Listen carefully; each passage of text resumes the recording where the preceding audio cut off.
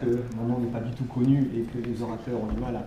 Mais c'est normal, parce que je suis physiologiste, pédiatre, mais pas du tout cardiologue. Mais bien entendu, hop, il faut que j'appuie sur un bouton ici. Voilà. Donc, non.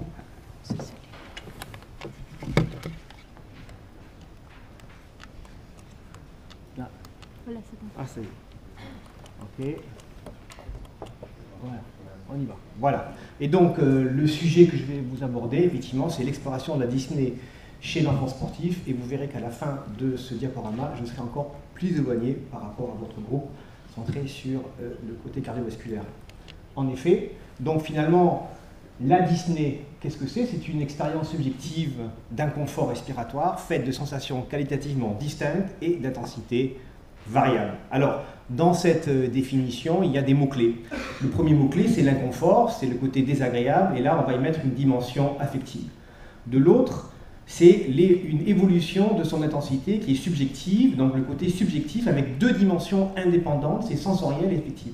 Alors, j'ai pris l'exemple du son, par exemple, quand vous écoutez le son d'une trompette, vous pouvez, du côté sensoriel, évaluer son intensité, mais pour la même intensité, vous n'allez pas avoir la même information affective en fonction que le bruit produit par cette trompette provient de Miles Davis ou de la cavalerie de la garde nationale ou même de mon fils Thomas. Et donc, forcément, vous allez avoir deux informations différentes.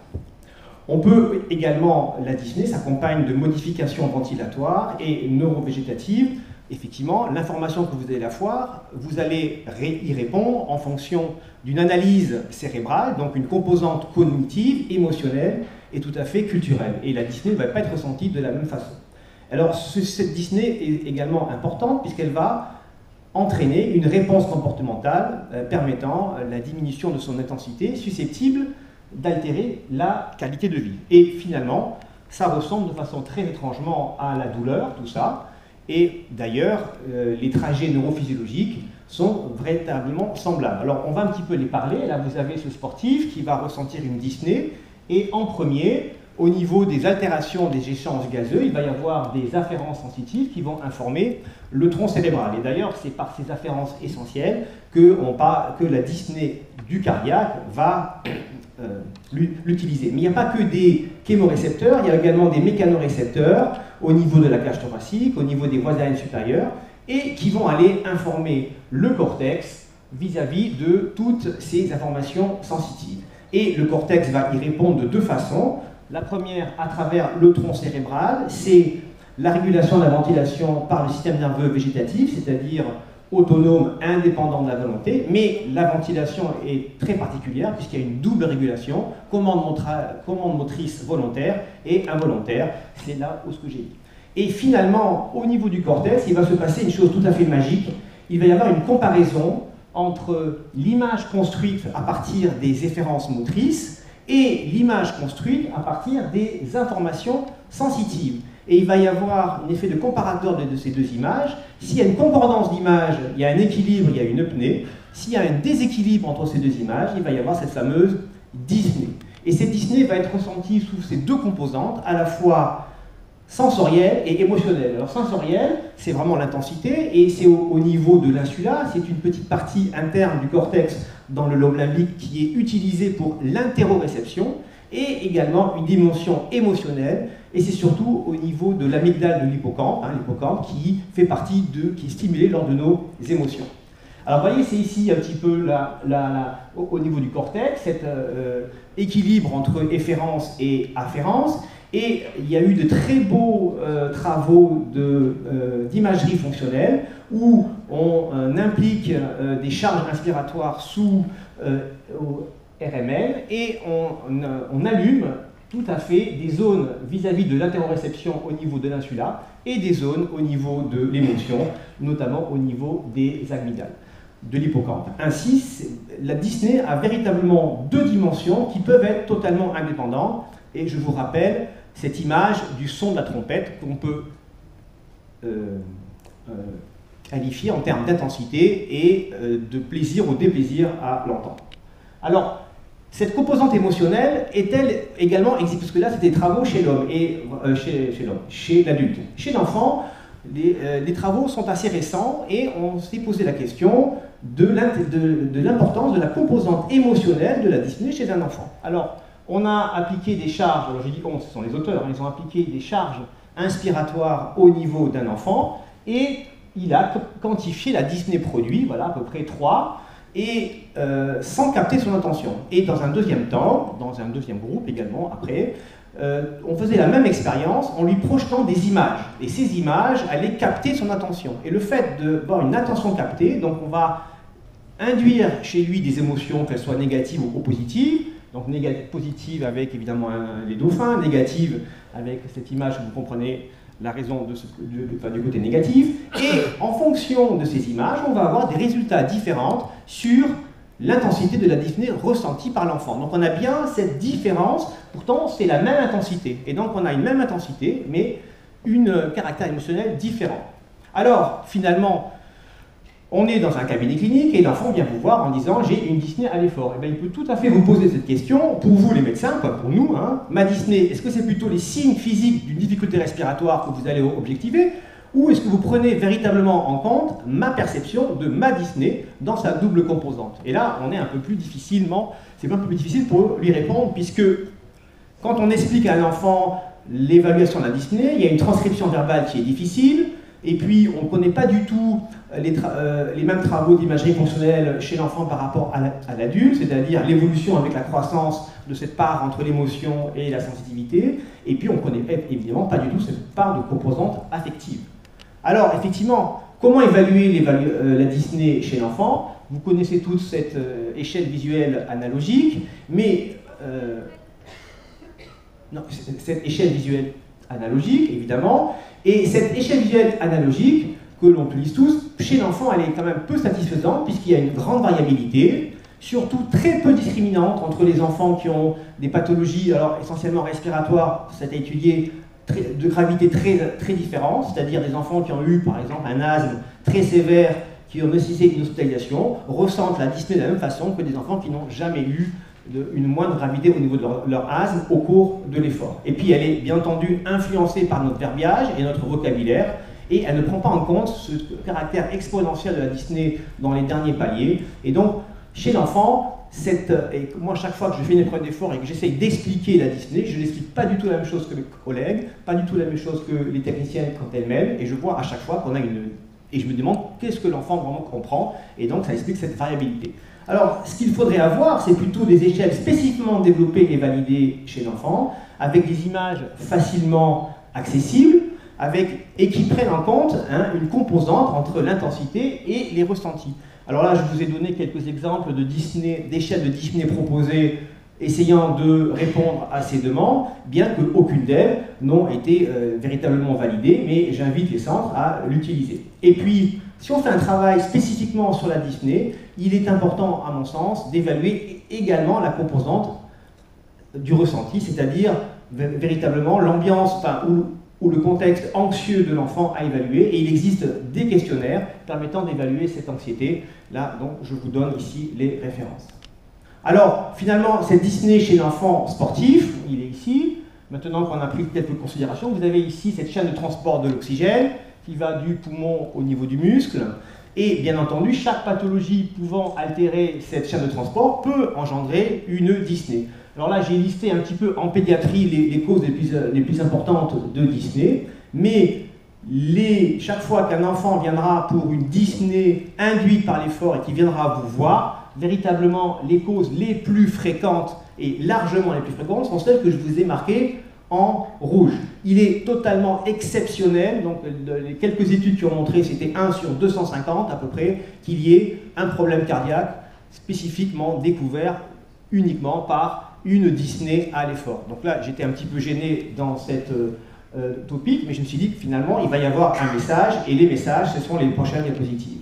Effectivement, alors je vais, excusez-moi, vous parler un petit peu très rapidement comment vous orientez pour évaluer ces pathologies, et en premier, ce fameux asthme induit par l'exercice. Alors, on va aller très très vite, c'est la survenue d'un accès dyspnéique avec tout sibilante dans les minutes qui suivent un arrêt à l'exercice. Les mécanismes, j'y passe pas du tout, c'est simplement, vous savez qu'il y a des phénomènes d'hyperventilation, ici, des phénomènes d'inflammation, des phénomènes de troubles de la régulation tonique, parasympathique et sympathique des bronches, et tout ça va entraîner une bronchoconstriction à l'effort, quelques minutes après l'effort. Et on fait un diagnostic en demandant à la personne qui fait l'épreuve d'effort de faire un VMS 5, 10 et 15 minutes après, et si on a une chute de 10%, on a cette dyspnée induite par l'exercice. Mais c'est quand même le diagnostic qui est le plus souvent évoqué devant une dyspnée à l'exercice. Pourquoi? Parce qu'on a un traitement, donc c'est génial, traitement préventif existe, donc très vite on va dire dyspnée à l'effort, et surtout, il y a une grande prévalence d'asthme chez l'enfant, à peu près 12%.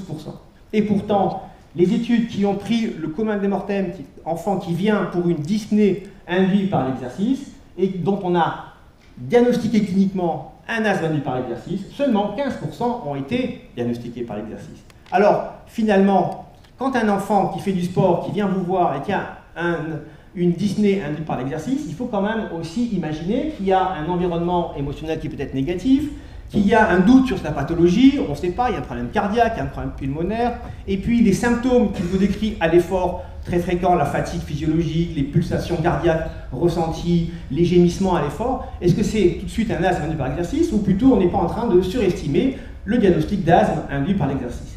Et là, c'est vraiment une étude très récente, 2013, qui va nous intéresser tous, puisque tous ces enfants-là, vous pouvez les recevoir en cabinet pour diagnostic éventuellement nombre incompris d'une dyspnée induite par l'exercice. Parce que voilà, vous avez 79 enfants ici, avec des enfants qui ont tous une spirométrie normale, des enfants certes qui sont asthmatiques mais qui sont bien équilibrés, qui ont une spirométrie normale, un bronchodilateur ne fait rien de plus, donc ils sont considérés comme équilibrés, et d'autres enfants qui n'ont bien sûr pas d'asthme. Mais dans tous les cas, ils ont tous une spirométrie normale, et on va dire, ils sont dyspnéiques à l'effort, on ne comprend pas, c'est pas respiratoire, donc peut-être que c'est cardiaque.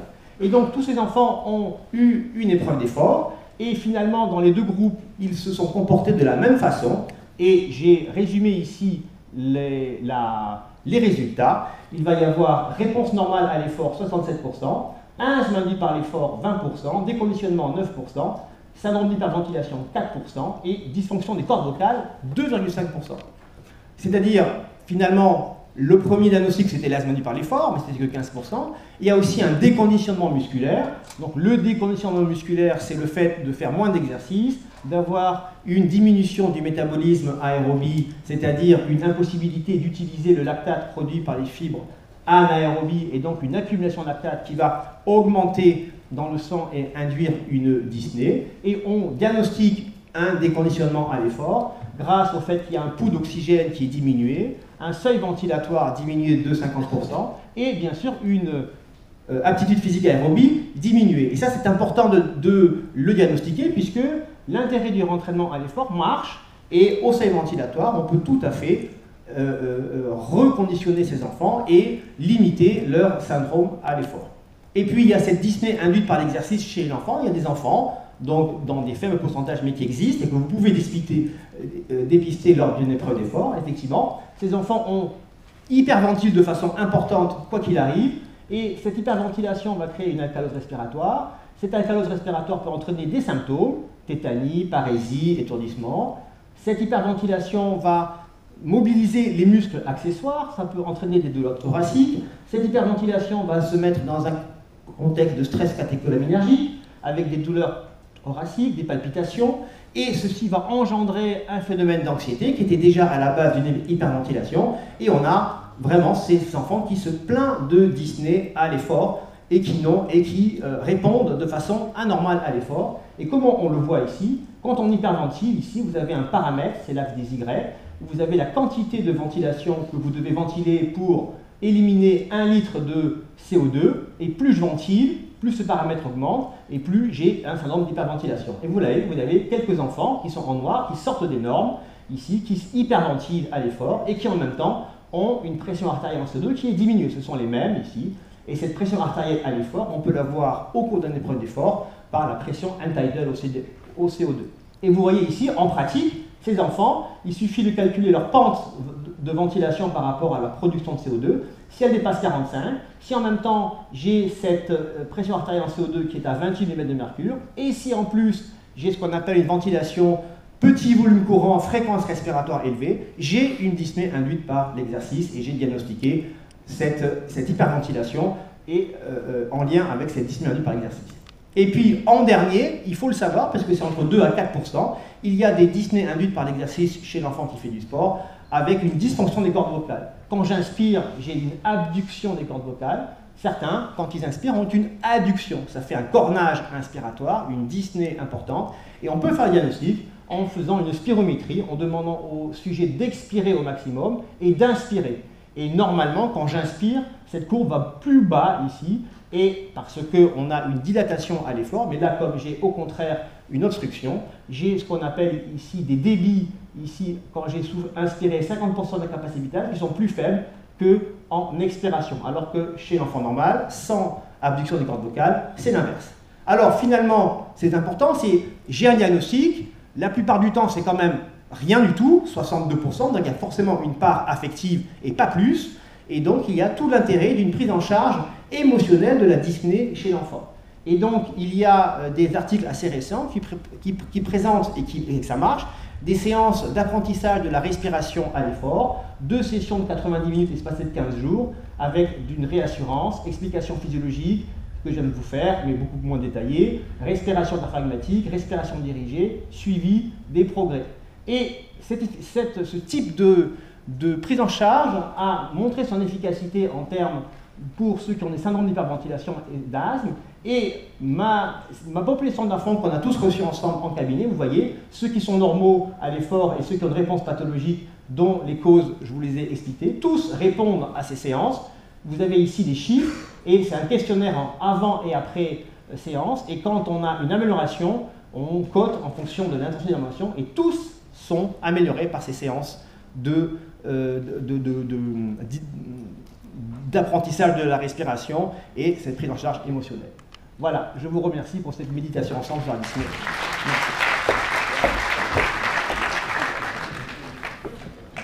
Merci bien, M. Matéli, pour cette